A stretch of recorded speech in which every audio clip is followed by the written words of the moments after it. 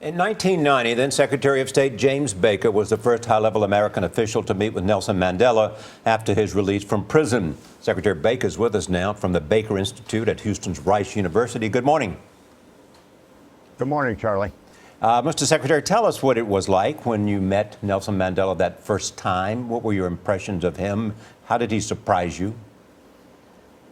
Well, my impressions of him were that he was a man of endearing and enduring dignity, very soft-spoken, but very committed to the revolution that had been the focus of his adult life.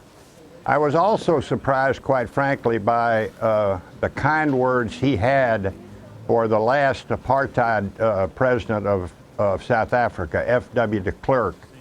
In that meeting I had in March of 1990, it occurred, as a matter of fact, at the independence celebration of the independence of the state of the country of Namibia. Mandela said, "I have read F.W. de Klerk's speeches, and I feel like I'm dealing with a man of integrity." I'm not sure they'd met at that time. In fact, I think they had not. But the two of them cooperated to see the peaceful transition of power in South Africa and the end of apartheid in South Africa. Secretary, you've compared Nelson Mandela to the founders of our own country. You've compared him to Washington, Jefferson, Adams. Why? Well, because I think he's a man of that significant greatness, if you will. I met with a lot of people during my tenure in public service, and I met with none who deserve the appellation great any more than Nelson Mandela. I think he was an icon of human rights. He was an icon of freedom.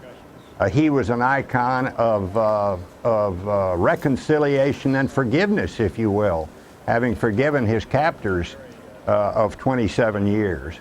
And I just think he was an inordinately special type of leader. He was one of the few leaders that I can remember who made the successful transition from being a revolutionary to being a statesman, and he was indeed quite a statesman. Mr. Secretary, you said that F.W. de Klerk said to you that I'm probably going to be the last white president, and there was no doubt in your mind that he might have been talking about Nelson Mandela. I want you to talk about that for a second, if you could, and what you see as the future of South Africa without him. Well, I think that it was quite startling to me, actually. I left that meeting with Mandela in Windhoek, Namibia, and went to Pretoria, the capital of South Africa, to meet with F.W. de Klerk. And the only discordant note in my meeting with Mandela there in Windhoek was that I was going to meet with de Klerk. And of course, Mandela had just gotten out of prison, and he was disappointed that the American Secretary of State would be meeting with the apartheid president of South Africa. He thought it was the wrong thing to do. But we were of the view that we could constructively engage with that president in order to encourage him to change and to in effect give up power and opt for majority rule. And that's what he did. I went from Windhoek to Pretoria, met with F.W. de Klerk, and at the end of our meeting, he said, "I'd like to have a private conversation with you, if it's all right." And just the two of us went into another room, and he said, "Mr. Secretary, I am going to be the last white president of South Africa." I thought that was a rather startling statement, that he had not said that publicly before. And he and Nelson Mandela worked to bring about peaceful change under the most difficult of circumstances there in South Africa.